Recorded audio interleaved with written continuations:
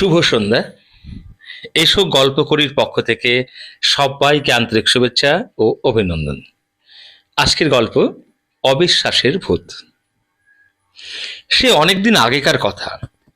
একবার নিজের চোখে দেখা পেয়েছিলাম এক গলা কাটা ভূতের। সে কথাই আজ বলবো। তখন সম্ভবত ক্লাস 6-এর ছাত্র। আমরা গ্রামের ছেলেরা ফুটবল নিয়েই মত্ত থাকতাম। তখনও গ্রামে ক্রিকেট খেলার চল খুব একটা ছিল না। আমাদের বাড়ির পিছনে ছিল একটি পুকুর, যেটা এলাকায় হিঙ্গা পুকুর নামে পরিচিত। এলাকার মানুষের একটা বিশ্বাস ছিল যে এই পুকুরে জিন খব্বিস থাকে। এই পুকুরকে কেন্দ্র করে বহু গল্প প্রচলিত ছিল।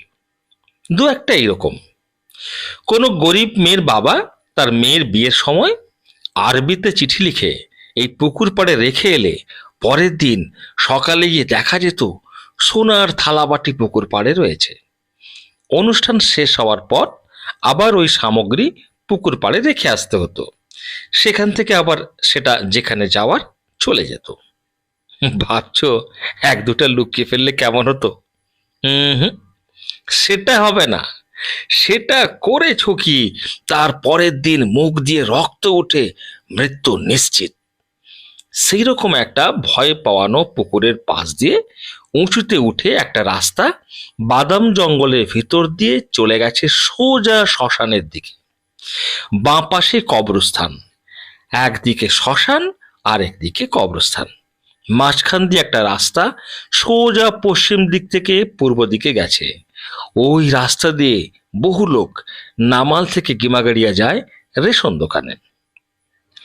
শ্মশানের পাশেই ফাঁকা জায়গায় আমাদের ফুটবল খেলার মাঠ। ওহো, একটা কথা বলা হয়নি। ছোটবেলায় আমার একটা রোগ ছিল, যখন তখন জুতো হারানো।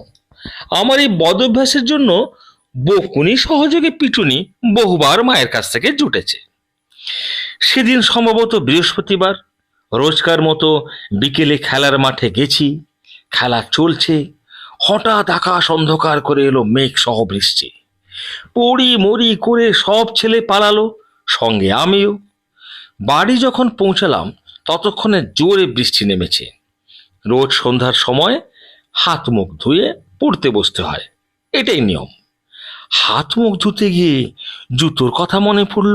আরে, আমি তো চপ্পলটা খেলার মাঠের পাশে সেই ছোট্ট বাদাম গাছটার নিচে রেখে এসেছি। টিয়া রঙের মুগুর মার্কা হাওয়াই চপ্পল। মনে পড়তেই বুকের ভিতরটা ধড়াস করে উঠল। একদিকে ভূতের ভয়, অন্যদিকে মায়ের মারের ভয়। তাছাড়া এই কয়েকদিন আগে এক জোড়া হারিয়েছি, আর নতুন কোনো বাহানা দিয়ে পার পাওয়া যাবে বলে এ যাত্রায় মনে হলো না। যা হবে হোক, জুতো আমাকে খুঁজে আনতেই হবে। এই ভাবনা নিয়ে ঘর থেকে বেরোলাম। চারিদিকে অন্ধকার। দুরু দুরু বুকে হাঁটতে লাগলাম মাঠের দিকে। তখন জোরে বৃষ্টি থেমে গেছে। অনেক দূরে মেঘ গুরু গুরু করছে, মাঝে মাঝে যে বিদ্যুৎ চমকাচ্ছে, তাতে পথ দেখে এগোচ্ছি। হাঁটতে হাঁটতে এক সময় হিঙ্গা পুকুরের পাশে এলাম। উফ, বুকের ভিতর দড়াম দড়াম করে হাতুড়ি পেটাচ্ছে, যেন এক্ষুনি প্রাণ খাঁচা ছেড়ে বেরিয়ে যাবে। আর যত ভয় পাওয়ানো গল্প মাথার মধ্যে গিজগিজ করছে। বাচ্চাকাল থেকে আমার একটা অভ্যাস ছিল, যখন ভয় পেতাম কলমা পড়তাম। লা ইলাহা ইল্লাল্লাহ মুহাম্মদ রাসূলুল্লাহ।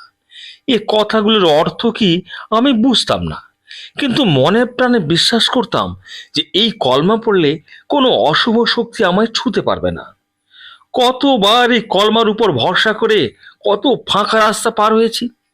এমন অনুভূতি হতো কলমা যেন তীব্র আলো, অশুভ অন্ধকারকে ছিটকে দিয়ে আমায় এগিয়ে নিয়ে যায়। এইবার দুদিকে বাদাম জঙ্গলের মধ্য দিয়ে যাওয়া সরু রাস্তায় এসে পড়েছি। পাতার জল পড়া শব্দ এক অদ্ভুত ভয় মিশ্রিত পরিবেশ সৃষ্টি করেছে।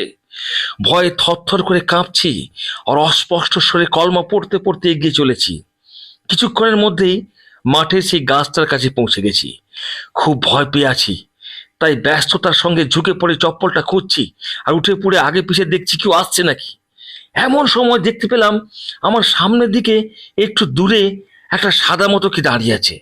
হ্যাঁ, একেবারে স্পষ্ট দেখছি। মাথা থেকে পা পর্যন্ত পুরো সাদা। আমি ভয় পেয়ে আরো জোরে কলমা পড়তে লাগলাম। কি আশ্চর্য, ভূতটা রাম রাম বলছে।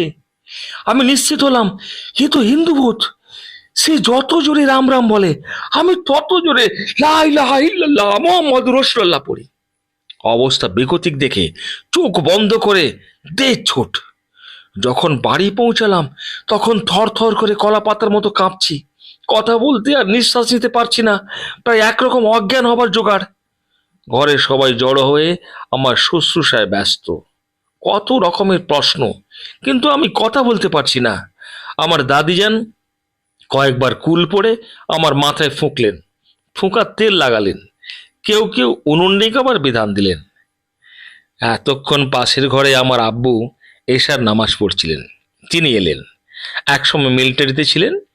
হ্যারিকেন হাতে নিয়ে আব্বু বললেন, চলো, কোথায় তোমার চপ্পলটা রেখে এসেছো? ততক্ষণে কিছুটা ধাতস্থ হয়েছি। আমি যেতে না চাইলেও যেতে বাধ্য হলাম। আব্বুর মুখের উপর না বলার সাহস আমাদের কারোর ছিল না। পথে যেতে যেতে আমি আব্বুকে কি দেখেছি তা বোঝানোর চেষ্টা করছি, সম্ভবত কিছুটা বাড়িয়ে। আর আব্বু খুব শান্তভাবে আমাকে বোঝানোর চেষ্টা করছেন, ভূত বলে কিছু হয় না। মানুষ মৃত্যুর পর কেয়ামতের অর্থাৎ শেষ বিচারের অপেক্ষা করে। ঠিক ফাইনাল পরীক্ষার রেজাল্ট প্রকাশিত হওয়ার আগের মুহূর্তে ছাত্রছাত্রীদের মনের অবস্থা যেমন থাকে, সে অন্য মানুষ ভয় পাওয়াবে কি, ইত্যাদি ইত্যাদি। কথা বলতে বলতে অকুস্থলে হাজির হয়ে গেছি। গিয়ে দেখলাম আমার চপ্পল জোড়া দুদিকে পড়ে আছে। চপ্পল নিয়ে ফিরছি, মনে একরকম কষ্ট। আব্বুকে আমার দেখা ভূতটাকে দেখাতে পারিনি বলে না, তখন আর ভয় না, বরঞ্চ লজ্জা লজ্জা লাগছে। কি আশ্চর্য, যার দর্শনে ভয়ঙ্কর ভীত হয়েছিলাম তারই দর্শন না পেয়ে যেন সেই মুহূর্তে একটা হতাশা বোধ হচ্ছিল। আব্বুর জ্ঞান দেওয়ার মাত্রা ততক্ষণে অনেকটা বেড়ে গেছে। ভোটকা মতো মুখ করে আব্বুর সঙ্গে ফিরছি, হঠাৎ সামনে এক মূর্তিমান। আমি একরকম উৎফুল্ল হয়ে উঠলাম, আব্বু ওই তো, মাথা থেকে পা পর্যন্ত একেবারে সাদা। মাথা আছে বলে মনে হচ্ছে না।